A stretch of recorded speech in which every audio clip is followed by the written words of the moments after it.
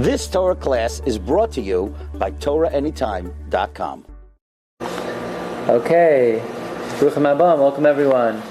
So we're now less than 2 weeks before the Yom Tov of Shavuos, and we know the whole purpose of Sfiras HaOmer is to prepare for Shavuos. So we want to take advantage of whatever little preparation we still have left. And Shavuos is actually a Yom Tov which not only are we being mekabel the Torah, but in effect we're being judged on the Torah. Because even though the Mishnah says Uva'atzeras al peros ilan, that on Shavuos Hashem judges us for the fruits, but there's an idea that the fruits that the Mishnah is discussing refers to the main fruits of a person, which are the Torah that he produces. So in effect, what Shavuos is not only a day we accept the Torah, but a day that Hashem judges us how much Torah will be successful in producing that year. So we accept it every Shavuos. Every Shavuos, it's like in effect a Rosh Hashanah for Torah. So we want to try to enhance our appreciation for Limud Torah and sort of heighten our hasmada in learning, our diligence, our commitment. So we're going to read tonight the beginning of a sefer called Malas HaTorah. The Malas HaTorah was written by the brother of the Vilna Gaon. Certainly the Vilna Gaon was the paragon of Talmud Torah. I don't know if anybody who ever lived represents just pure learning more than the Vilna Gaon. We know the Vilna Gaon did not sleep more than 4 30-minute segments in a 24-hour period. And even during the day he studied in his house with the shutters closed, not to be bothered by anybody. And in fact, his sister once came to visit him, and the Vilna Gaon, after a few moments, showed his sister the white in his beard, and he said to her, they're calling from heaven. They're getting, So I'm sorry, but we can't continue. I don't have time.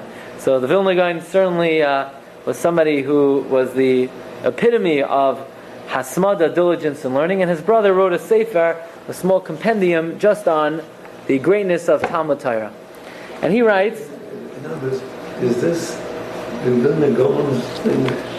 Was this his personal thing? This is the highest level of commitment to Torah. I'm just bringing out the idea that it runs in the family. It's his brother. It's his brother that wrote the sefer Malas HaTorah.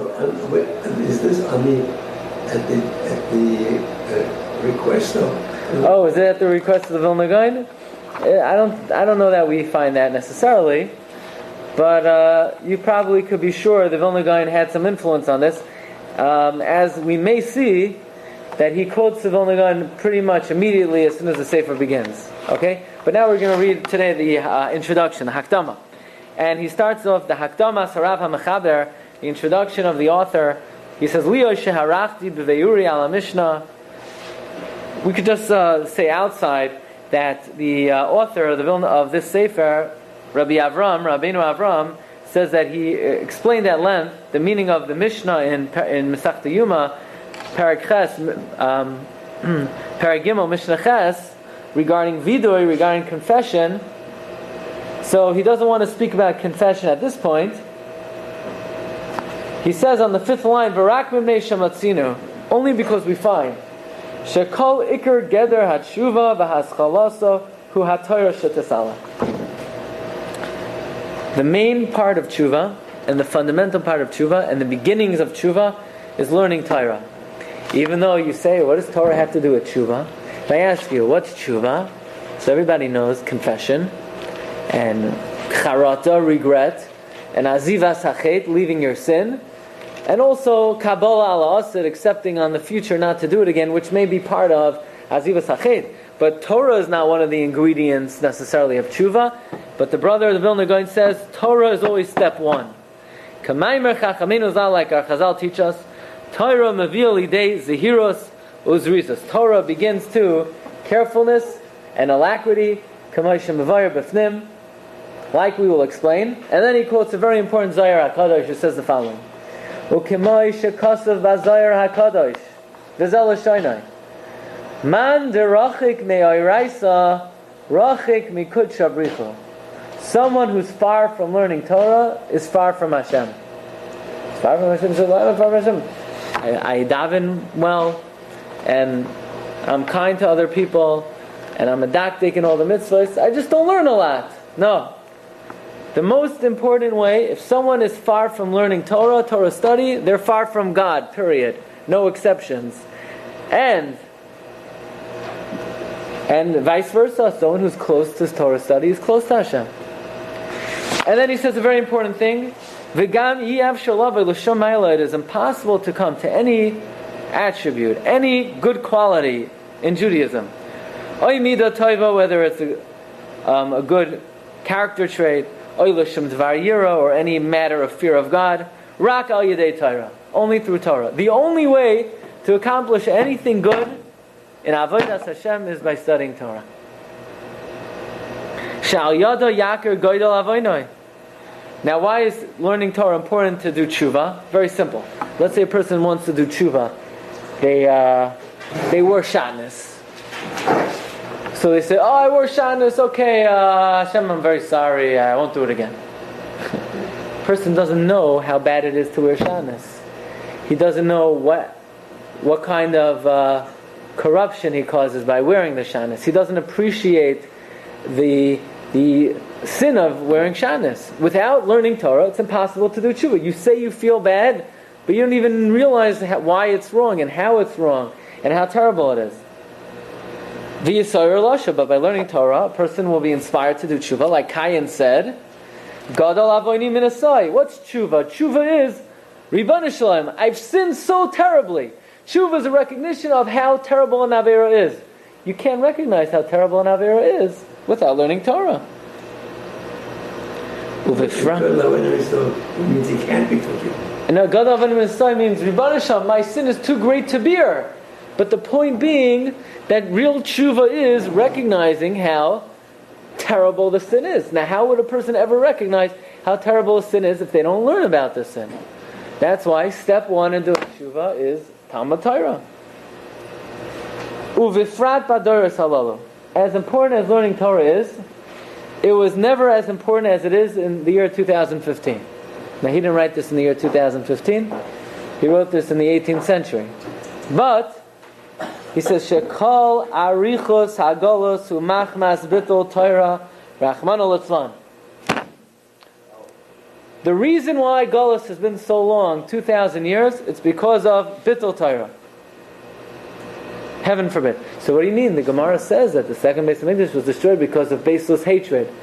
Yeah, that's why it was destroyed. But why is it so long? The answer is so long because of bittul Torah. That means not wasting away time when a person has the opportunity to learn and not taking advantage of the free time to learn. Bittul Torah means when a person has the opportunity to learn and doesn't take advantage of that. Ve'ein ha'goliyos miskansos ela b'schus ha'Torah. The Rebbe will only redeem us in the merit of learning. Like the Gemara says in Bava Basra. V'chol hatzaros habois aleinu tamid. Any distress that happens to a person, hu machmas bittul Torah. You have the sheet? It's because of bittul Torah. That's a frightening thing. It's a very frightening thing. All troubles are, like the Zohar says on the pasuk, nirpim atem nirpim. You're slackening off. Gam ha-Torah mechaperes al kol ha-avonos. It was Pharaoh who said that. But that's nirpim. That's what Paro says. That Paro represents the Yetzer Hara, and basically what the Yetzer Hara is saying. You know why I'm giving you extra shibud? Giving you extra shibud because you're slackening off in learning Torah. Gam ha-Torah mechaperes al kol ha-avonos. Learning Torah forgives all of one's sins. Like the Gemara says, like the Zohar says in many places. And now he says something amazing. There's something called Tshuvas HaMishkal. What's Tshuvas HaMishkal? Tshuvas HaMishkal is where, commensurate with the Avera that you do, you fast a certain number of times. So for example, the Sifrei Kabbalah say that if a person one time does leitzanos. Leitzanos is just lightheadedness. All you need to do to atone for that is 120 tanesim. That's only that. Only 120 tanesim. So let's say during the year, how many times do you fast? Some Gedalia is one. Yom Kippur is 2. Asar B'Teves is 3. Tainus Esther is 4. We'll count Tainus B'Chayrim. We'll throw you a bone. Tainus B'Chayrim. And then Shavasa B'Tammuz. And Tisha B'Av. And that's pretty much it. 70. So 120 you need to live for a very long time. What about for one time getting angry? The al-kas echad for one anger, kuf nun aleph tanisim, 151 tanisim. And what if you say one word in a shul that's not Torah? 40 consecutive days. So he says, even if you would live 1,000 years twice, it would be impossible to atone for one's sins. I mean, this is what the Rishonim write. The Rishonim talk about something called Shuvas HaMishkal, that for every minuscule sin, you have to fast a certain number of times. So even if a person would live 2,000 years, he would never be able to fast for all the one's sins. So if even in the times of the Rishonim it would be impossible to do this, what are we, right? If the early generations are like big cedar trees, then we're like the moss that grows in the wall, right? So what are we supposed to do? We say in Bava Kama that Gazlonim, those who steal and those who lend with ribbis, we don't accept from them because we're going to be locking the door. And therefore, in other words, we find in the Gemara that we can't be too harsh with people who want to do tshuva, otherwise they would never do tshuva. So here's the problem. The problem is that if somebody speaks in the shul one word that's not Torah, according to the early Rishonim, you have to fast 40 consecutive days. And if you get angry one time, you need to fast 151 days. And if you're lightheaded one time, you need to fast 120 tanesim. There are not enough days in the lifetime of all humanity to do that. So what do? The answer is there's only one eitzah. Torah atones for all of one's sins. If a person sits and learns Torah, that is a kapara for all of one's averos. How much Torah you ever learned? I don't know. He doesn't say. So hopefully even a little bit it works, right? Something. Yeah? Al kain. Anu ein lanu ela l'hasara b'Torah. All we're able to do is to strengthen ourselves in learning. V'zois ha'Torah ilanu la'oila v'la'mincha v'la'chatas. And for us, learning takes the place of a carbon oila, carbon mincha, carbon chatas. Like the Arizal writes, that all the sigufim and the ta'niyos, all the fasts, right? The Arizal says, you do certain averos, you need to get malchus. But that was for the Hemala Rishonim. That was for the early generations. But we who are so weak, we can't even skip a meal. We can't even skip a snack between the meals.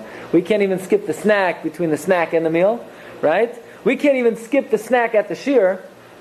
Ikar Shuva, the main Shuva today, the Chizuk HaTorah Kol Hayom, to be able to learn as much as possible whenever someone is free. What does the chizuk mean? Chizuk means, if let's say normally on a Sunday night you won't be learning, if you come in on a Sunday night and you learn, that's a chizuk in learning.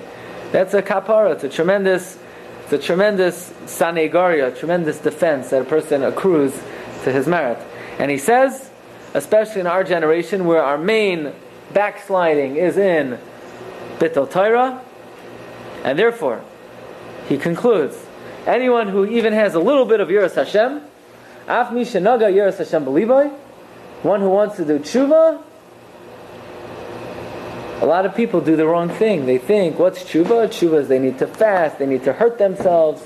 So says the brother of the Vilna Gaon, the main purpose in my compilation over here is to explain and to clarify and to make known the importance of learning Torah from the statements of the Gemara, from the statements of the Zohar, and in order for a person to come to tshuva and to all mailos and to all hanhagos tovos, and this is what this Sefer Malas HaTorah is about. You've just experienced another Torah class brought to you by TorahAnytime.com.